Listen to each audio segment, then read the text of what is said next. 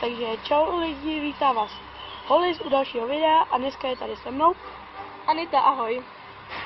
Rozhodli jsme se, že prozkoumáme tady ten starý kostel. Ještě jenom pro pár informací o tady té budově. Byla zavřena roku 1916.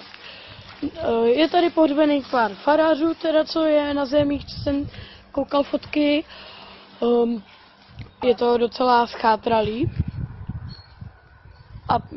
A podle místních by se tady měl natáčet nějaký film v prosinci, tak... Jo, nějak v prosinci nebo v listopadu.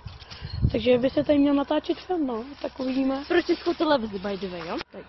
Jako pěkně schátralý to je, no, aby nám nespadlo něco na hlavu. Ale prý to má opravenou střechu, což jsem rád. Jo, to jo. Taká deska pohřební. A prý by tady někde na zdi měla být vyzobrazena. Ale je to tady dost creepy.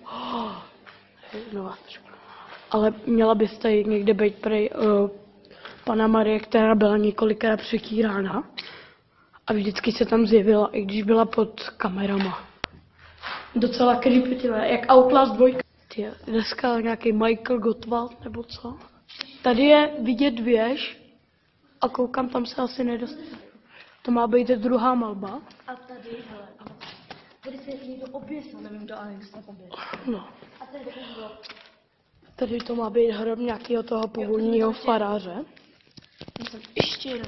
A tam je další. A tady by měla být ta zjevující se Panna Marie. Tady.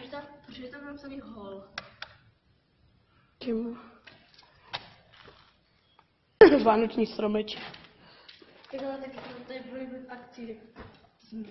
No, už nás čeká jenom Márnice, která tady byla na pohřbě. Tady je další národní deska. Píčo, co to je? Tady byla akce, tady dělala jedna ženka. Tady je strašně vzduch, tady je strašně bolí. Tady taky, ty. Tady byla, tady je to hrozný. Tamhle je Jo, a záchod. tam To má být záchod, prej. tam nejdu. Tam vzadu, tam vzadu by měla být zakopaná mrtvola ženský, Vážně. která byla tady brutálně znásilněna a zabita, ale tam nejdu.